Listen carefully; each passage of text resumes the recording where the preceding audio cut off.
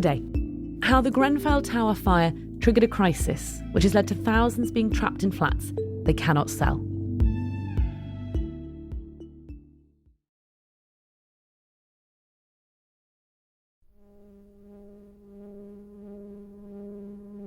Across the country, thousands of people are caught up in a building safety crisis. My name's Will. My name's Paul. I live in Hackney in London. I am a leaseholder of a property in Sheffield. The problem with our building is that it has a timber frame. We have got ACM cladding. All in all, last year cost me £12,000, so that included the waking watch. Missing cavity barriers and insulation, which never met regulations at the time of construction. £1,000 in extra insurance costs. No mortgage company, no bank would lend to a buyer with a building with cladding. Essentially, we've been told that the building should never have been signed off. What it effectively meant was that my flat was worth nothing. And then we got a massive bill. It came up to nearly 80 to 90 grand. There's nights where we wake up in the middle of the night just thinking about costs. A life where I can't sell my flat, I can't remortgage my flat. The best case scenario is 12 months of worry. just get on with our lives as normal, like we thought we would,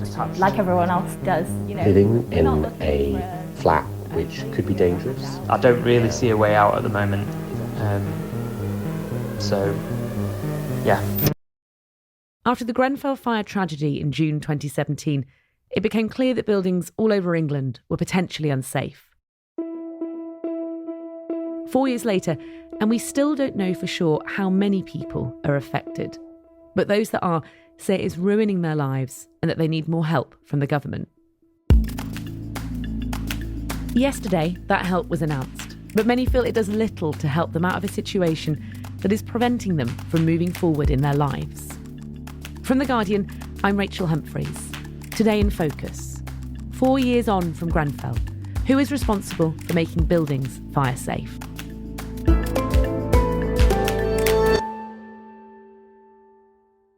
Rob Booth, you are the social affairs correspondent for The Guardian, and let's start this with the disaster that set all of this in motion, the Grenfell Tower fire.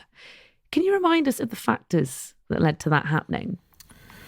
Well, the most obvious thing on the night of the fire and in the immediate aftermath was that the cladding was burning ferociously and the flames seemed to be spreading through the cladding. Cladding was a key issue at Grenfell.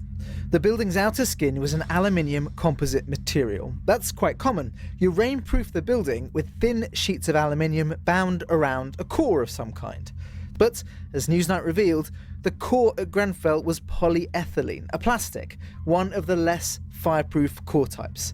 That may have let the fire spread. And then what we found out later and over the subsequent years, it's been 4 years now since the Grenfell fire, was that essentially the global construction industry had for quite a long time been pushing the use of more plastic materials, cheaper plastic materials in cladding and insulation. A new industry has sprung up, offering methods of repairing the systems.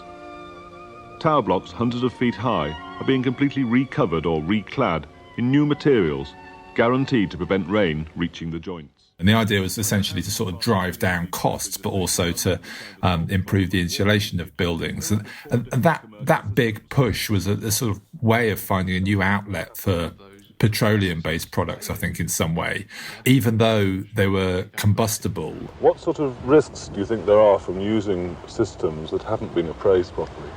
Well, to take a very obvious one, there's the fire risk, and I think it's absolutely essential that anything that is being placed on or around an existing block should be considered very carefully in relation to a serious fire. Do you think that there are now systems being used which represent a fire risk? Frankly, yes. So, these fires that we saw raging on Grenfell weren't the first fires using these kind of materials that we'd seen. So they'd been happening in Australia. There'd been fires in the Middle East in high-rise blocks. There'd been fires in Europe in high-rise blocks using these similar cladding and insulation materials. And yet, these materials were still being used widely in the UK. A lot of what we've learned about this cladding at Grenfell has come out at the Grenfell inquiry, which began a few months after the disaster. And I remember when the fire happened, the word cladding felt very new to a lot of us. But when did it become clear that it was on many more buildings around the country? It was literally in the days after Grenfell, it started to emerge that other council blocks had the same material on it. Government officials are scrambling to ID fire hazards in at least 10 other buildings in the wake of last week's deadly Grenfell blaze. There was a scramble, obviously. All the councils were running around sort of lifting the corners of the building facades and trying to see what they got. Residents were ordered to leave this public housing high-rise in North London over mounting concerns about exposed gas pipes and combustible exterior cladding. And it was only about 10 days after Grenfell that Camden Council in London decided to evacuate over 1,000 residents from a series of towers on its Chalcott's estate. These residents were having to sort of put up in a leisure centre, and at this point we didn't really know how wide it was going to go, but obviously it wasn't going to be a tightly limited crisis. And by the end of June 2017, we'd already found that 95 buildings had the same cladding. We now know lots more, but that was just within a couple of weeks. And how has this developed? This story has moved beyond cladding in many ways, hasn't it? Oh, yeah. It absolutely has. And the way it's developed has been somewhat chaotic because people were sort of stripping material off and then finding underneath there was a greater cause for concern. So it started to seem like, okay, how many layers of the onion do we need to keep peeling back until we get to a safe building? People in the buildings were obviously very concerned. Landlords and councils were sort of panicking about it, I think, and the numbers just kept rising. So by the end of the year, it had gone up to 300 high-rises, that's buildings over 18 metres, that had been found to be one way or other in breach of building regulations. And then there were lots of other things that it wasn't just the cladding, it wasn't just the insulation, there were missing fire breaks, there were timber balconies, fire doors started to emerge as a problem, that they were inadequate. The cladding was just one part of the problem, compounded by flammable insulation and missing fire breaks. This then was a growing problem that cut across so many industries. Who was responsible in the first instance for trying to solve this huge issue? Well, in the first instance, the Housing Secretary was Sajid Javid. Something, let's be very clear, from day one I've said this, is that something went massively wrong that night. It was horrific what happened. It should never have happened in a country like ours, one of the richest in the world in the 21st century. That should not be happening. So something has absolutely gone wrong. And he said, this is about 12 days after the fire, he said it was a catastrophic failure of building regulations. So that maybe it was the government that was responsible. But actually, while there's truth in that, the issue really fell to the social housing landlords, the council landlords.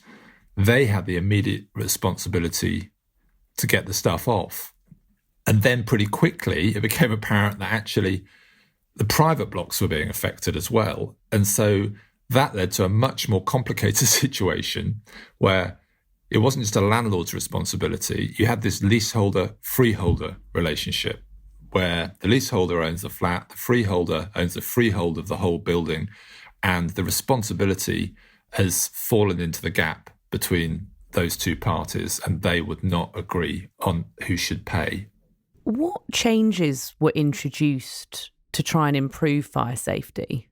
Well, the first thing was loads of residents, ended up putting up with emergency measures. So you had, in some cases, there were fire engines stationed nearby to buildings with this cladding. Lots of buildings had these 24-hour waking watch patrols of the corridors, many of which are still continuing. People started to panic about bins being set on fire close to cladding, so bin stores were being kind of relocated. And then in Whitehall, they announced a review of the whole building regulations, which was undertaken by a woman called Dame Judith Hackett. But she said that combustible materials themselves shouldn't be banned. She was essentially kind of coming back to the point that if used in the right design, then they have the potential to be safe. But that was very difficult for kind of the government to sell as an idea and for the public to understand. And so the government wanted something clearer at that point, and it announced that it planned to ban combustible cladding on buildings over 18 metres, and that's what has subsequently happened. Although combustible materials have been banned on new buildings, and the government has pledged billions to have it removed from others across the country, there are still thousands of people living with it on their homes. Like Natalie, who is a private leaseholder of a flat in New Providence Wharf in East London. I mean, it's a beautiful location. It's on the river. It's a really lovely flat. And I had upgraded from a 1-bed, and here it's a 2-bath, 2-bed, so with a balcony, and just really, really loved it. It was sort of dream come true flat, really. And your building, Natalie's owned and managed by a company called Ballymore. When did you first realise that your home was covered in the same flammable material as Grenfell was? It was probably about 6 months after Grenfell that we found out. Ballymore then met with us, with the residents, and so we began our discussions and negotiations with them about how swiftly the work could be done, and naturally then who would end up paying for it. At the time, they estimated the costs at being somewhere between 2 and 2.5 million. They were only prepared to contribute 500k, which we thought was outrageous, given that they were the developer, the freeholder, and the managing agent. And this is not a problem, obviously, that we knew about or have any control over. It's all utterly within the control of Ballymore.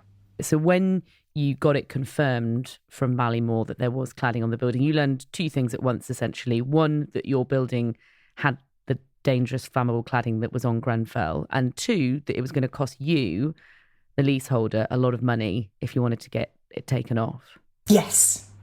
It just seemed utterly outrageous. It still seems utterly outrageous. You're a leaseholder, which means the flat is yours and you can do what you want to it, but you have to pay service charges for the whole building. This goes towards things like fixing lifts when they break, but it's also the way that freeholders are recouping costs for making buildings fire safe, which is leading to huge bills for leaseholders like yourself. How much more are you paying now? In my circumstance here at New Providence Wharf, our service charges have gone up 53% in the last 4 years since Grenfell. Gosh, are you able to give me a sense of what that is in actual monetary terms? Yes. So now at end of December, my service charge was up to 8,000 a year.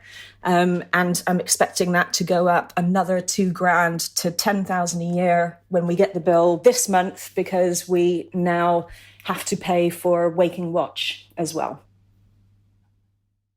Rob, you've reported on the enormous bills people like Natalie are being saddled with to pay to make their buildings safe, even before the cladding has been removed. What have leaseholders told you about how this is impacting on them? Well, you can count the ways, really. The first thing, I think, is the financial shock, which is for people who are working people who are suddenly faced with a bill that's in the tens of thousands of pounds. They simply can't afford it. So it has an immediate impact on their financial planning and a huge impact on decisions that they're going to make around having children. We wanted to start a family, but we can't start a family. We're trapped in the situation. About changing jobs, about moving. All of these things are frozen by the bill that they're saddled with. You feel like you're living in a nightmare every day, and it's got to a point where you genuinely would not wish this on your worst enemy. And there's a massive mental health impact. I mean, the campaign groups that have formed to challenge the situation have audited the mental health impact. It's not really something I can switch off from. It's all consuming, and I feel like I've almost got 2 jobs at the moment. People who are suffering severe depression, people who are turning to drink, People have had suicidal ideation as a result of the stress that this is causing them. It's chronic, so it's been going on for years, and there is no end in sight. So the pressure on the people who are kind of really affected by this is really hard to grasp unless you're living through it, I think. I've had a very close friend, and I was trying to reassure her about her cladding, and I hope she doesn't mind me sharing this. She had a heart attack on Thursday. It's the stress of living in this cladding. Do we know, does the government know, how many people are affected by this? Well, this is a contentious point, but I think that if we just build the figures up, so if you just take the high-rise buildings over 18 metres, we think there's about 2,000 of those which are affected. So that is about 150,000 households right there. And then if you take into account lower-rise blocks, it's possible that there's over 1 million flats that could be unmortgageable at the moment, simply because they can't prove that they're safe. I mean, it's kind of unreal how many people are caught up in this. We spoke earlier about what the government initially did to make buildings fire safe after Grenfell. As this issue has grown, what else have they offered to help leaseholders? Well, there's been a couple of things. They've focused purely on buildings that have got cladding problems. Well, what we've done is focus taxpayers' money, £5 billion, with expert advice on the material that is most dangerous and the type of building that's highest risk. So they've done a loan scheme for people who live in buildings that are under 18 metres that have got defective cladding. And they've done a grant scheme for people who are living in buildings that are over 18 metres. And that's so leaseholders can afford to pay for the works that the developers or the freeholders aren't paying. And how helpful is that to a lot of leaseholders? Well, the grant scheme potentially is helpful because if the grants are approved, then they don't have to pay. The loan scheme, of course, is a loan. So the cost is still falling on the leaseholders. So none of this has delivered a kind of quick and easy solution. Yesterday, the Building Safety Bill was published. Does that offer any more help for leaseholders? The Building Safety Bill has been hotly awaited. I mean, there was a draft form of this in 2020, and this was really kind of the great hope for leaseholders that the government might use this piece of legislation to solve this crisis. And what we've seen is that it's not going to do that. And leaseholders are digesting this very fact this week, because what it's going to do is it's going to enshrine in legislation the ability of freeholders and developers to pass on the costs, not to protect the leaseholders, but actually to allow them to pass on the costs as long as those developers have made efforts to try and find other ways first of covering those costs. The other aspect of what the bill is proposing to do is to give leaseholders the right, or to extend their right, to sue the developers on buildings which have got this defective cladding and wall systems. If a bit, this can go back 15 years, so retroactively, they can sue developers. So effectively, that means that any buildings constructed after 2006, 2007, whenever the bill goes through, that will change, will be able to sue. Problem is, large numbers of the buildings were built before 2006, so they won't come under that new piece of legislation. And if they do, and some do, some leaseholders may be able to sue, they don't have the money to establish the legal case. And it's going to be very, very expensive for them. So it sounds much, much better than it is. Well, I don't think there's any easy way out of this situation. You're absolutely right. I want the developers, the builders, the warranty companies, the insurers to pay up. I want shoddy workmanship to be paid for by the people who did it, not by the leaseholders. This new change in the law, I think, does put new cards in the hands of the leaseholders so they can take action. So it hasn't been welcomed particularly by leaseholders because it doesn't seem to be a useful tool for them. Yes, so not really particularly helpful for leaseholders. How have they responded to this bill since it came out yesterday? Sort of crushing disappointment, actually. They had hoped, as I said, that this is something that would get them closer to solving this problem.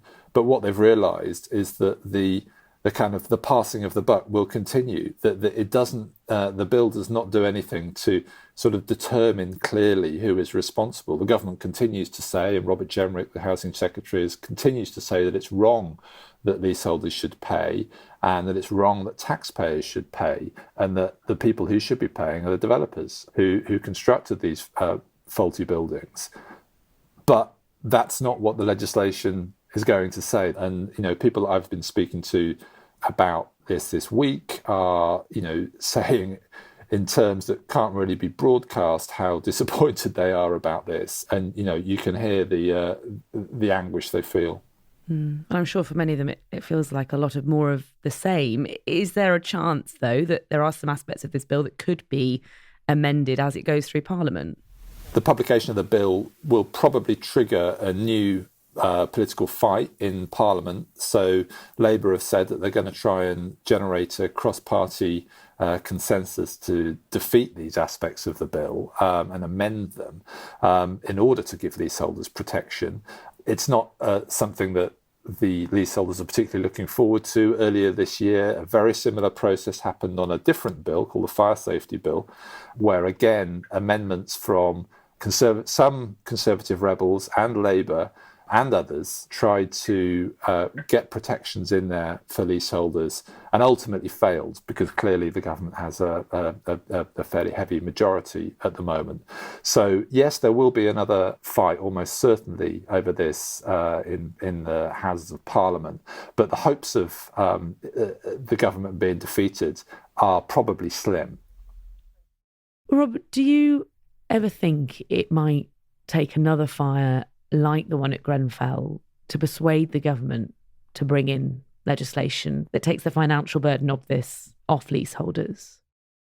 Well, I mean, that is the constant fear and to some extent the surprise has been that we haven't had another fire that has led to loss of life caused by the same problems 4 years on.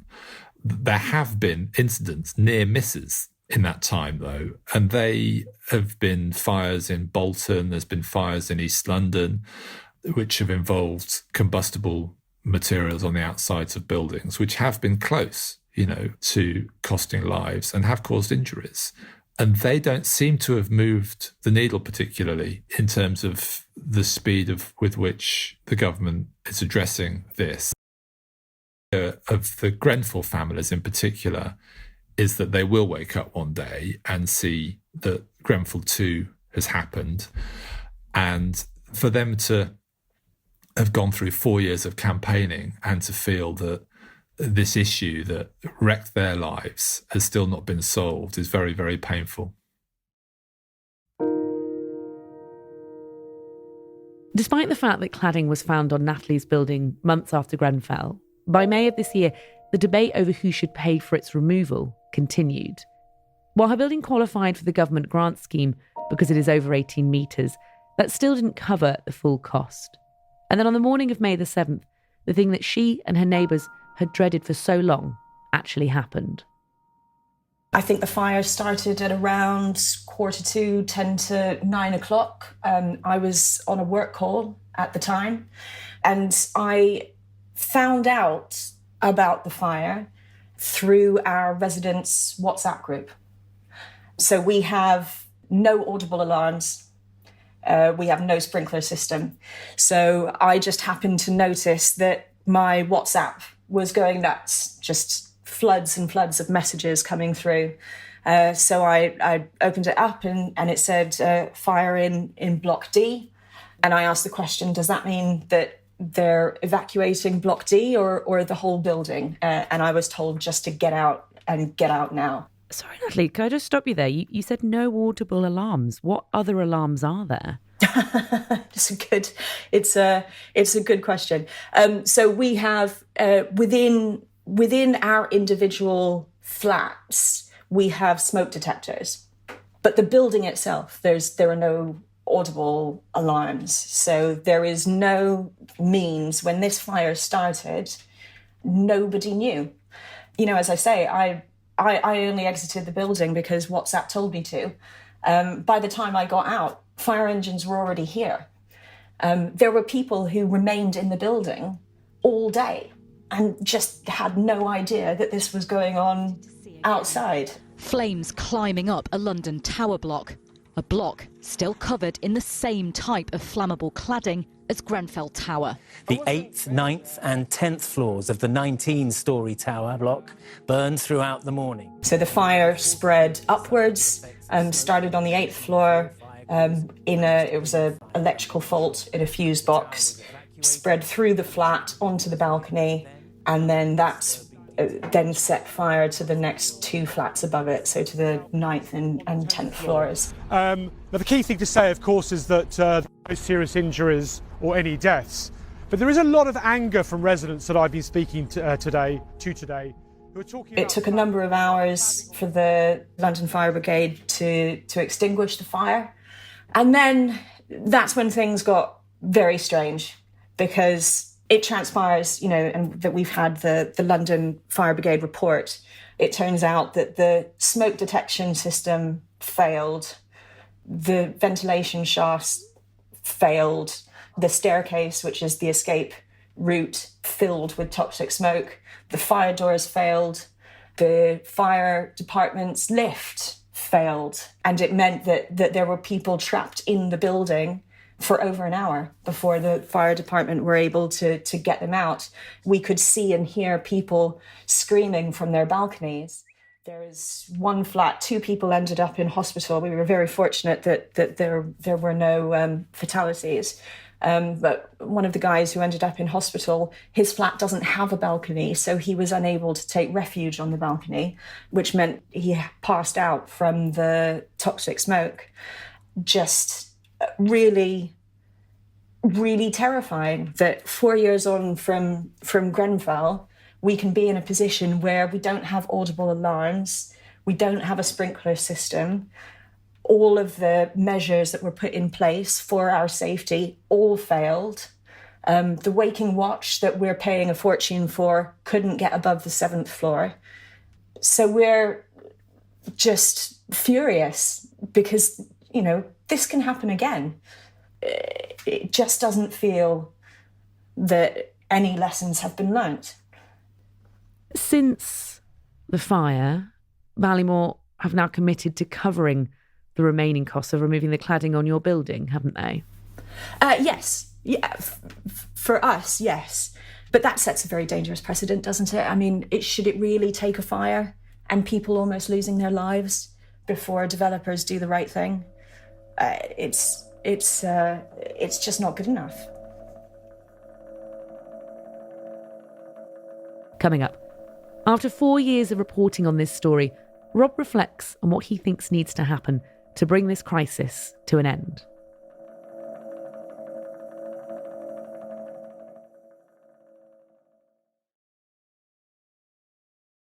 Rob, this is such a difficult issue. The government says they are helping leaseholders. Leaseholders say the costs and the responsibility of making their home safe is unfairly falling on them. Do you think a way will be found to ever fix this problem? The bill that we've seen introduced this week suggests that nothing is changing from what we've seen over the last year or two, that the balance of power between the leaseholders and the freeholders and the developers is broadly going to remain similar. And so, sadly, for the leaseholders affected by this, it means that many of them are still going to be exposed to the same sorts of uncertainties, the same strains, the same financial strains, the same mental health strains, and the same fear, actually, that they're living in dangerous homes. And that's going to continue clearly for months to come. This crisis has been going on for years now. Is it starting to have an impact on the housing market? Well, we know it's frozen sales of lots of these flats, so they're not being transacted. But what it certainly does is it has a huge impact on the that the population which owns these flats would typically be quite mobile, people in their 30s, 40s, maybe 20s too, selling, moving on, having families. It's kind of frozen their lives, and it's frozen that part of the housing market. Finally, Rob, how do you reflect on how the Grenfell crisis has unfolded across the country in this way over the last few years? Well, it's been devastating for the Grenfell families to watch hundreds of thousands of other people fear the same thing that happened to them, basically. They have been warning, as they put it, that Grenfell 2 is in the post. And while this whole cladding crisis and building safety crisis remains unresolved, they just feel that there hasn't been justice for what happened to them. They've made solving this problem, or helping solve this problem, one of their sort of campaign aims, really, the Grenfell families. And I mean, they watch the public inquiry and they know that what happened at Grenfell with the way the builders and material manufacturers behaved and passed the buck, that wasn't a one-off. And I think finally they think that it's, and they're probably right, that it's just been luck so far that there haven't been more deaths as a result of this crisis. Natalie, how do you feel about your flat now? It's just bittersweet, really. I have to leave. Even once the work is done and the ACM cladding has been removed and the timber balconies have been removed, I still can't afford to live here as a leaseholder with service charges going up 53% in 4 years. And I haven't slept a single night since the fire. So I just, even once the work has been done, I need to get out. I don't feel safe here. I'm not happy here. Home is where you should feel safe, and this is just a constant source of stress. So no, I can't. I won't be staying, and I will never be a leaseholder again. Natalie, thank you so much for speaking to me.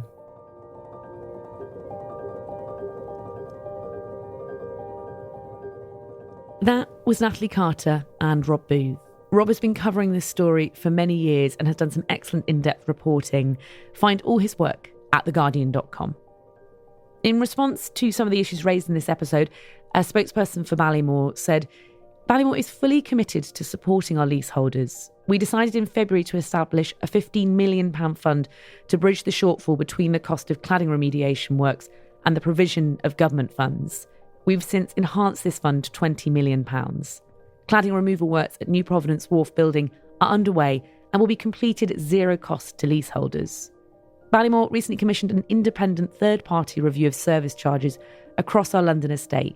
It found that Ballymore service charges are competitive, represent good value for money, and are, in the vast majority of schemes, in line with or better than market comparables.